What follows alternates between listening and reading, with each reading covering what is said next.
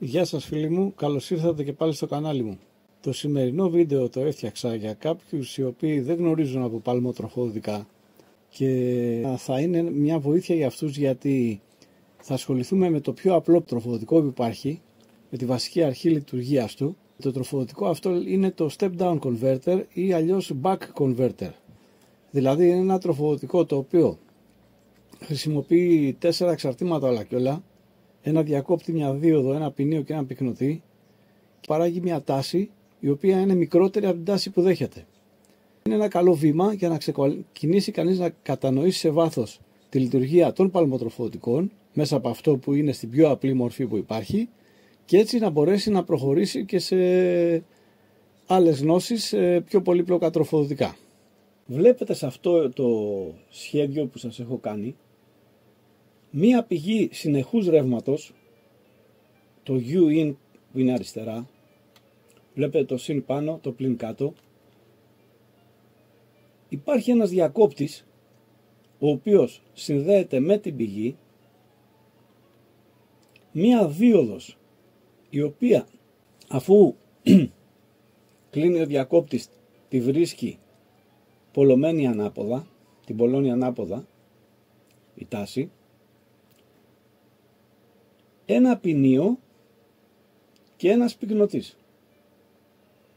Αυτά είναι τα βασικά εξαρτήματα, τα οποία κατά τον τρόπο που είναι διευθετημένα, συνδεδεμένα, σχηματίζουν ένα κύκλωμα το οποίο λειτουργεί με τον τρόπο που λειτουργούν τα παλμοτροφοδοτικά. Και θα γίνω πιο σαφής. Εδώ εμφανίζεται μία τάση συνεχούς μορφής. Όταν ο διακόπτης κλείσει, δηλαδή η επαφή αυτή κατέλθει εδώ, τότε επειδή η δίωδος είναι ανάποδα πολλωμένη, δεν ρέει κανένα ρεύμα. Άρα τι έχουμε? Έχουμε ένα ρεύμα μέσα από το ποινίο, το οποίο φορτίζει τον πυκνοτή που είναι στην έξοδο, αυτόν εδώ που βλέπουμε, και ταυτόχρονα τροφοδοτεί και την αντίσταση, που η αντίσταση είναι το εκάστοτε φορτίο που είναι συνδεδεμένο στην έξοδο του τροφοδοτικού. Και φυσικά το κύκλωμά μας κλείνει από την κάτω γραμμή προς την πηγή. Γι' αυτό και έχω κάνει αυτό το πράσινο, την πράσινη έλλειψη εδώ που βλέπετε, πώς κυκλοφορεί το ρεύμα όταν κλείσει ο διακόπτης. Βλέπετε το βέλος εδώ, ξεκινάει από την πηγή το ρεύμα και ακολουθεί αυτή την πορεία, την πράσινη ελλειπτική γραμμή. Στην επόμενη φάση ο διακόπτης ανοίγει. Αφού λοιπόν ο διακόπτης ανοίξει, σταματάει κάθε ροή ρεύματος που είχαμε προηγουμένως από τα αριστερά προς τα δεξιά. Όμως μια θεμελιώδης αρχή μας λέει ότι ένα ποινίο που διαρρέεται από ρεύμα αποθηκεύει ενέργεια με τη μορφή μαγνητικού πεδίου στον πυρήνα του. Συνεπώς, αυτό το ποινίο τώρα σταματάει να διαρρέεται από ρεύμα, γιατί άνοιξε ο διακόπτης. Τότε τι γίνεται? Μια δεύτερη αρχή μας λέει ότι σε ένα ποινίο που διακόπτεται η ροή του ρεύματος, τότε αντιστρέφεται η πολικότητα στα άκρα του. Και έτσι λοιπόν, ενώ όσο ήταν κλειστός ο διακόπτης, είχαμε το συν εδώ και το πλην εδώ, έτσι δεν είναι? Αφού το συν έρχεται από την πηγή. Αφού ο διακόπτης άνοιξε και αντιστράφει η πολικότητα του ποινίου, τότε εμφανίζεται το πλην εδώ και το συν εδώ. Τι συμβαίνει τότε? Το πλην βρίσκει και πολλώνει τη δίωδο ορθά, οπότε έχουμε μια δεύτερη ροή ρεύματος αυτή τη φορά, με το διακόπτη ανοιχτό φυσικά, το οποίο ρεύμα είναι αυτό το κόκκινο που βλέπετε βέλος, είναι το ρεύμα που περνάει μέσα από το ποινίο, βλέπετε την κόκκινη έλλειψη, Φορτίζει τον πυκνοτή, διαρρέει την αντίσταση φορτίου και επιστρέφει μέσα από την άνοδο της διόδου. Και έτσι κλείνει ένας κύκλος λειτουργίας και ξεκινάει ένας καινούριος. Στην επόμενη εικόνα έχω προσθέσει και δύο διαγράμματα όπου θα δούμε τις σχηματομορφές που διαμορφώνονται κατά τη λειτουργία του τροφοδοτικού μας. Βλέπουμε στο πρώτο διάγραμμα, στον οριζόντιο άξονα, έχω βάλει το χρόνο, το time. Εδώ τρέχει ο χρόνος, καθώς οι κύκλοι επαναλαμβάνονται στη λειτουργία του τροφοδοτικού. Και εδώ πέρα, αυτός ο κάθετος άξονας, είναι η τάση που εμφανίζεται πάνω στη δίωδο. Ας πάρουμε λοιπόν τη χρονική στιγμή ταφ1 εδώ και τη χρονική στιγμή ταφ2. Αυτές οι δύο χρονικές στιγμές αποτελούν μισή περίοδο λειτουργίας. Με αυτά τα βέλη βλέπουμε πότε ο διακόπτης είναι off, ανοιχτός. Εδώ έχω βάλει άλλα δύο βέλη που βλέπουμε πότε ο διακόπτης είναι on, κλείνει. Εδώ και εδώ. Κατά τη χρονική στιγμή ταφ1 κλείνει ο διακόπτης. Δηλαδή εδώ το switch έρχεται σε αυτή τη θέση. Τότε εμφανίζεται η τάση τροφοδοσίας, αυτή εδώ η τάση που είναι μια συνεχής τάση στο χρόνο, δεν αλλάζει. Εμφανίζεται η τάση αυτή, είναι αυτό εδώ που βλέπετε, το κομμάτι από εδώ μέχρι εδώ, εμφανίζεται πάνω στη δίωδο. Έτσι δεν είναι? Βλέπουμε εμφανίζεται ένα συν εδώ και ένα πλην εδώ. Είναι αυτό το κομμάτι. Στην επόμενη χρονική στιγμή, ταφ2 έως ταφ3, εδώ, ανοίγει πάλι ο διακόπτης. Διαγράφεται δηλαδή αυτό. Ανοίγει ο διακόπτης. Αφού ανοίξει ο διακόπτης,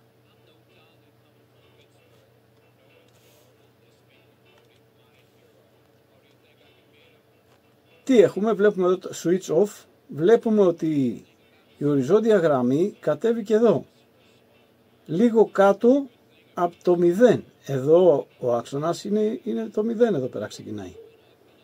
Εδώ είναι το 0. Επομένως, η οριζόντια γραμμή, όσον αφορά τον κάθετο άξονα, λαμβάνει τιμή 0 εδώ. Άρα εδώ βλέπουμε ότι έχει κατέβει λίγο παρακάτω από το 0. Γιατί αυτό? Διότι εφόσον αντιστράφηκε η πολικότητα από το ποινίο και ήρθε πλην εδώ και συν εδώ, μας πόλωσε ορθά τη δίωδο. Η δίωδος είναι σε αγωγιμότητα και εμφανίζει στα άκρα της μία τάση την οποία την έχω ονομάσει forward bias εδώ. Είναι αυτή η τάση που έχουν οι δύο δισότικοι γύρω στα 0,4 βολτ. Άρα εδώ λοιπόν η τάση δεν μπορεί να κατέβει όσο θέλει αρνητικά, διότι γίνεται ένα κλαμπ, θα το λέγαμε, μια σύσφυξη από την ίδια τη δίωδο.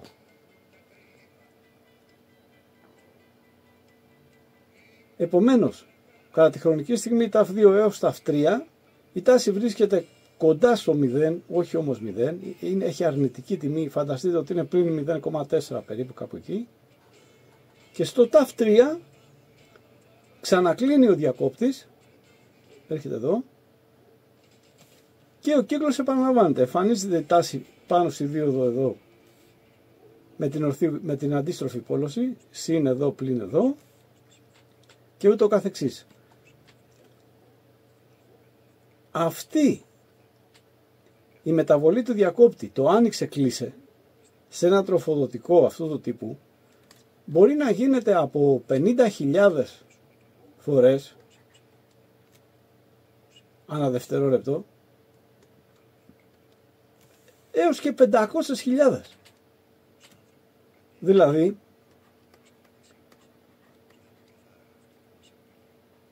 ένα τέτοιο τροφοδοτικό μπορεί να δουλεύει στα 500 kHz.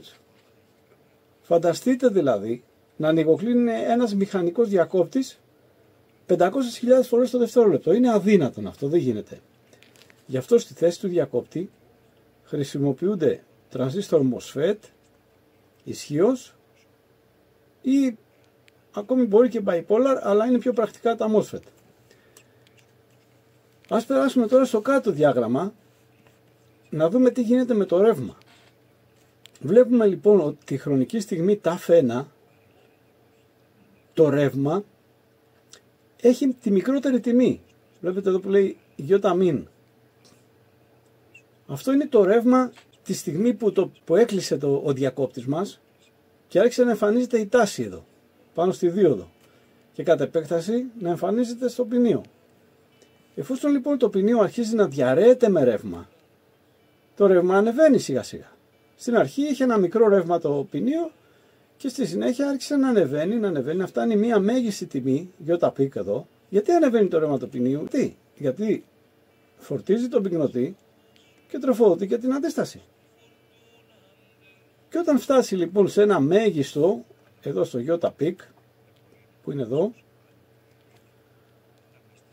στο ταφ2, τότε επειδή ο διακόπτης ανοίγει, ανοίγει ο διακόπτης, έχουμε αντιστροφή του ρεύματος και το ρεύμα αρχίζει να μειώνεται από το ταφ2 στο ταφ3. Γιατί μειώνεται το ρεύμα? Γιατί είναι η αποθηκευμένη ενέργεια στον πυρήνα του ποινίου που υπομορφή ρεύματος διαρρέει τη δίωδο και φορτίζει τον πυκνοτή.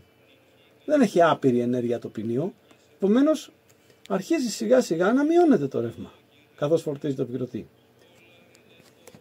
Και αυτός ο κύκλος σταματάει στο ταφ3 και αρχίζει ένας καινούριος. Θα μου πει κανείς γιατί το ποινίο όταν μειώνεται το ρεύμα δεν φτάνει στο 0? Δεν φτάνει στο 0 διότι για να έφτανε στο 0 θα έπρεπε να μην υπήρχε αντίσταση φορτίου στην έξοδο. Εδώ θα έπρεπε να ήταν ένας τέλειος πυκνοτής ιδανικός, χωρίς εσωτερικές παρασιτικές αντιστάσεις που πάντα κρατάνε ένα ρεύμα, μια ροή ρεύματος, οπότε δεν θα υπήρχε λόγος να δώσει περαιτέρω ρεύμα, αφού θα ήταν πάντα φορτισμένος ο πυκνοτής. Και αφού ο πυκνοτής θα ήταν φορτισμένος στην τάση εισόδου, τότε από εδώ μέχρι εδώ δεν θα υπήρχε διαφορά δυναμικού. Θα ήταν το ίδιο, από εδώ μέχρι εδώ θα ήταν 0 η διαφορά δυναμικού. Επομένως δεν θα έρε κανένα ρεύμα. Γιατί αυτός ο πυκνοτής θα ήταν φορτισμένος στην τάση εισόδου. Έτσι λοιπόν έχουμε αυτή την κυμάτωση που βλέπετε εδώ, σαν ρεύμα ποινίου, η οποία όσο αυξάνεται η κατανάλωση μεγαλώνει και όσο η κατανάλωση μικραίνει και η κυμάτωση. Ώσπου γίνεται ευθεία γραμμή αν δεν υπάρχει κανένα φορτίο. Θα δούμε στη συνέχεια πώς υλοποιείται πρακτικά ένα τέτοιο κύκλωμα. Έχουμε τώρα μπροστά μας ένα κύκλωμα το οποίο αντιπροσωπεύει το προηγούμενο κύκλωμα που βλέπαμε με τη δίωδο, το ποινίο, το switch και το πυκνοτή. Στη θέση του διακόπτη βλέπουμε έχει μπει ένα MOSFET ως διακόπτης. Το ποινίο παραμένει το ίδιο, η δίωδος παραμένει η ίδια, ο πυκνοτής παραμένει ο ίδιος, αλλά έχει προσθεθεί, όπως βλέπετε, ένα κύκλωμα ελέγχου. Γιατί υπάρχει αυτό το κύκλωμα ελέγχου? Αυτό το κύκλωμα καθορίζει τη χρονική διάρκεια που ο διακόπτης θα κλείνει. Με αυτούς τους παλμούς που στέλνει στο gate του MOSFET καθορίζει πόσο χρόνο το MOSFET θα είναι κλειστό εδώ, από εδώ ως εδώ θα είναι κλειστό, και για πόσο χρόνο το MOSFET θα ανοίγει. Οπότε όταν το MOSFET κλείνει, η τάση εισόδου εμφανίζεται εδώ, βλέπετε, πάνω στη δίωδο, και όταν το MOSFET ανοίγει, η τάση χάνεται, με αποτέλεσμα να σχηματίζεται ένας τετραγωνικός παλμός πάνω στη δίωδο. Ανοίγω μια παρένθεση σε αυτό το σημείο για να σας εξηγήσω κάτι που δεν σας έδειξα πριν. Όπως βλέπετε, η τάση εισόδου, που είναι αυτή εδώ, την έχω συμβολήσει με αυτή τη διακεκομένη γραμμή την πάνω. Είναι λίγο μεγαλύτερη από την τάση που δέχεται η δίωδος. Βλέπετε εδώ γράφω diode voltage. Είναι μια διακεκομένη γραμμή λίγο πιο κάτω. Άρα η τάση που δέχεται η δίωδος και σχηματίζεται εδώ ο τετραγωνικός παλμός, όταν ο τετραγωνικός παλμός βρίσκεται στο πάνω σημείο, είναι λίγο μικρότερος από ότι η τάση εισόδου. Αυτό οφείλεται, όπως έχω σημειώσει εδώ που βλέπετε, το VSAT είναι voltage saturation, δηλαδή είναι ο κορεσμός που παρουσιάζει, η τάση κορεσμού που παρουσιάζει ένα MOSFET όταν άγει. Όταν ένα MOSFET κλείσει από το ένα σημείο στο άλλο, έχει μια εσωτερική αντίσταση που λέγεται RDS on. Δηλαδή όταν είναι σε κατάσταση αγωγημότητας έχει αυτή την RDS. Αυτή η μικρή αντίσταση λοιπόν του MOSFET από το source στο drain είναι που δημιουργεί τη μικρή τάση που βλέπετε εδώ. Αυτή είναι εδώ. Γι' αυτό και ο παλμός δεν είναι ακριβώς έως το VIN, αλλά είναι λίγο πιο κάτω. Μην φανταστείτε ότι είναι μεγάλη διαφορά. Βλέπουμε όμως ότι υπάρχει μία σύνδεση στην έξοδο του ποινίου, η οποία πηγαίνει προς το κύκλωμα ελέγχου. Γιατί γίνεται αυτό? Θα σας πω, αλλά πριν θέλω να σας δείξω αυτό τον τύπο εδώ. Είναι που μας δίνει το τι τάση εξόδου θα πάρουμε εδώ σε αυτό το σημείο. Η τάση μας θα είναι Vout DC πάντα, σε σχέση με την τάση εισόδου, με το VIN. Βλέπετε εδώ υπάρχει ένα D. Το D καθορίζει το duty cycle.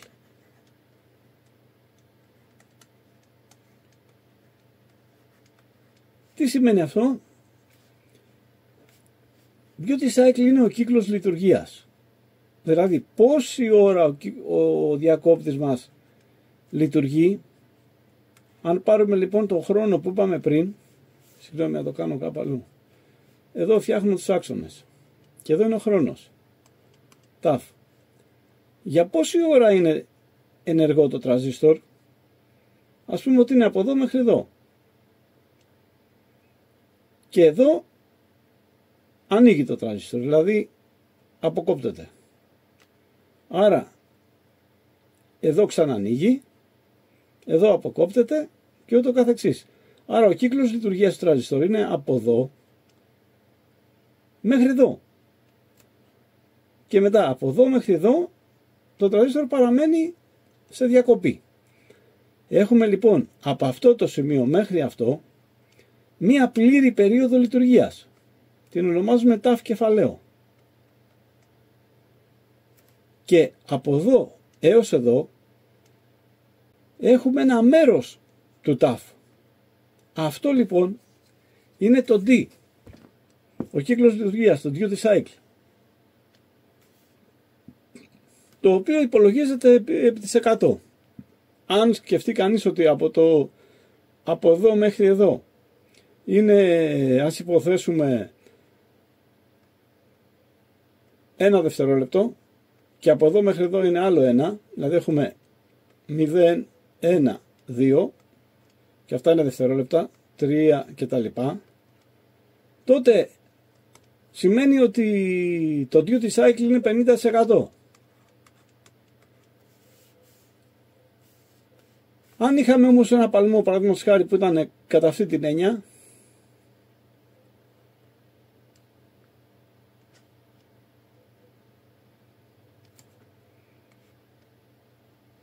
και τα λοιπά, και αυτό ήταν το 10% αυτής της απόστασης, τότε θα είχαμε ένα duty cycle που θα ήταν 10%. 10%. Επομένως, η τάση εξόδου, το V-out, εξαρτάται πάντα από το duty cycle και από την τάση εισόδου. Αν λοιπόν έχουμε ένα duty cycle, ας πούμε 30% και η τάση εισόδου είναι 50 volt, τότε το V-out, αυτό εδώ, θα είναι 15 volt. Το 30% του 50. Όπως αντιλαμβάνεστε λοιπόν, αφού το duty cycle καθορίζει την τάση εξόδου, το κύκλωμα ελέγχου, λαμβάνοντας πάντα σαν πληροφορία εισόδου την τάση εξόδου, σε αυτό το σημείο, αυτό είναι εδώ πέρα input, για κάθε μεταβολή της τάσης εξόδου, αν αυτή η τάση εδώ λόγω διακύμανσης του φορτίου αλλάζει, δηλαδή μπορεί η τάση να είναι ας πούμε 15 volt και να τείνει να πάει προς τα 14,9 volt, επειδή αυξήθηκε το ρεύμα εδώ στο φορτίο μας, τότε αυτομάτως το αντιλαμβάνεται αυτό το control IC, το κύκλωμα ελέγχου, μέσω της ανάδρασης αυτής που βλέπετε, και τι κάνει, αυξάνει λίγο το εύρος του παλμού και εμφανίζεται ο παλμός εδώ πέρα λιγάκι πιο μεγαλύτερης διάρκειας. Αφού λοιπόν εμφανίζεται ο παλμός μεγαλύτερης διάρκειας, αυξάνεται εδώ στον τύπο μας το D, τότε αυξάνεται και η τάση εξόδου και έρχεται πάλι στο 15 volt.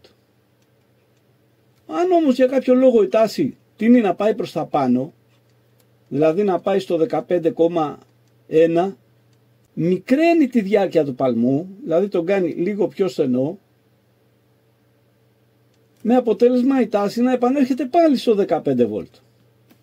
Και σε αυτό το σημείο ολοκληρώθηκε η περιγραφή της λειτουργίας του Step Down Converter. Στη συνέχεια θα σας δείξω τον τρόπο που υπολογίζουμε την τάση εξόδου με ένα αυστηρά μαθηματικό τρόπο. Αυτός εδώ ο τύπος που είδατε και πριν χρησιμοποιείται μόνο για κυματομορφές που έχουν τετραγωνική μορφή. Θα χρησιμοποιήσουμε λοιπόν μια μέθοδο μαθηματική η οποία υπολογίζει κάθε είδους συνάρτηση, κάθε είδους κυματομορφή. Γι' αυτό αν κάποιος βγάζει σπηριά με τα μαθηματικά μπορεί να σταματήσει εδώ το βίντεο. Στο παράδειγμα προηγουμένως είχα πει ότι το τροφοδοτικό δέχεται μια τάση 50 volt και με ένα duty cycle της τάξης του 30% παράγει μια τάση εξόδου η οποία είναι 15 volt. Σχηματίζω άξονες χυψή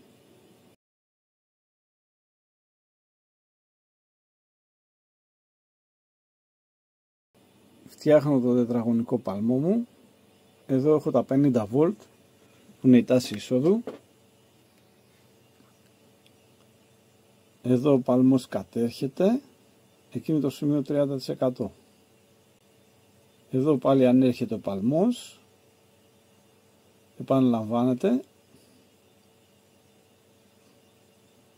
Εδώ είναι ο χρόνος που τρέχει.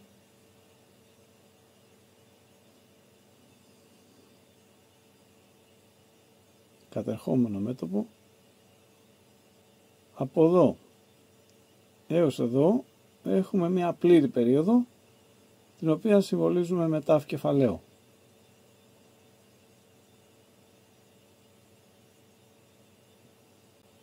Το τάφ ξέρουμε από την τριγωνομετρία ότι ισούται με 2π. 2π είναι ολόκληρος ο κύκλος.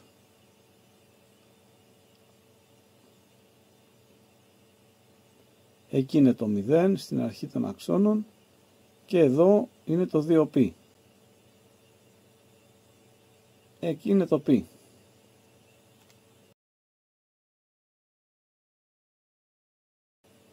το 30%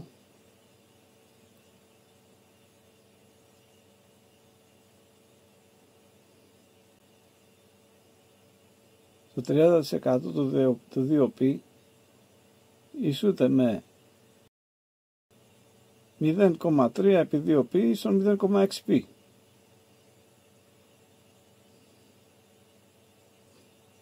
Άρα λοιπόν το 30% αντιστοιχεί στο 0,6π πάνω στον οριζόντιο άξονα. Σχηματίζεται λοιπόν μια συνάρτηση του χρόνου F του ταφ, η οποία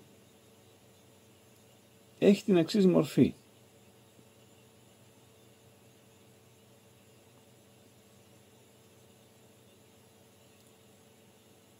Παίρνει τιμή 50, που είναι τα 50 βολτ που βλέπετε στον κατακόρυφο άξονα, όταν το ταφ βρίσκεται ανάμεσα στο 0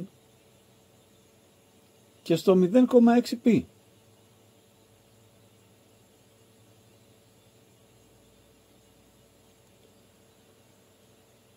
Και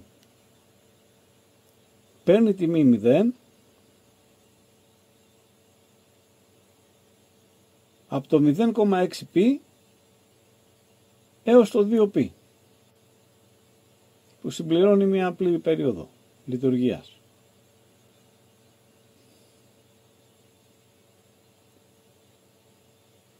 Αυτός είναι και ο ορισμός της συνάρτησής μας, της F του ταφ.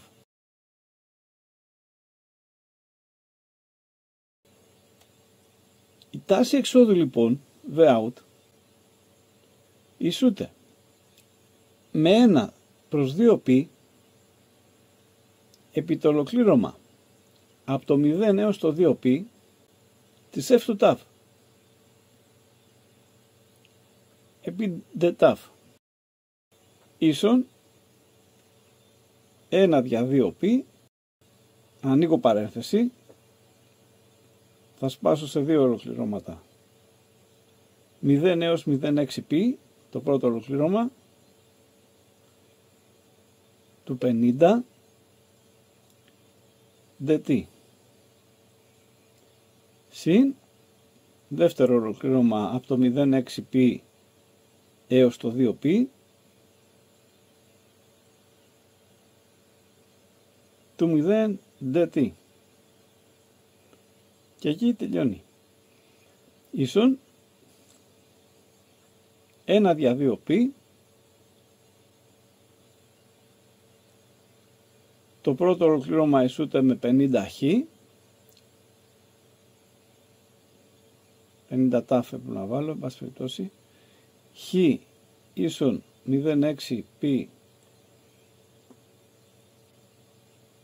το κάτω άκρο είναι χ ίσον 0,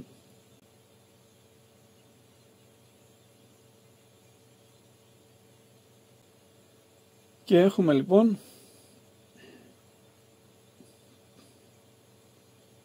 ένα δια 2π επί 50 επί 0,6π πλην 0.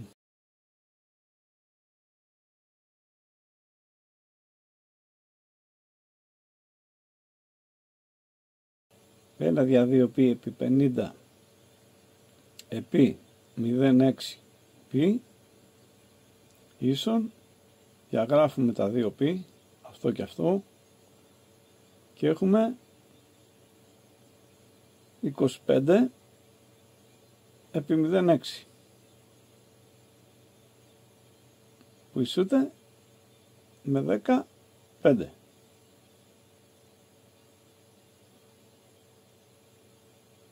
Αυτή είναι και η τάση του τροφοδοτικού μας. Αν θυμάστε,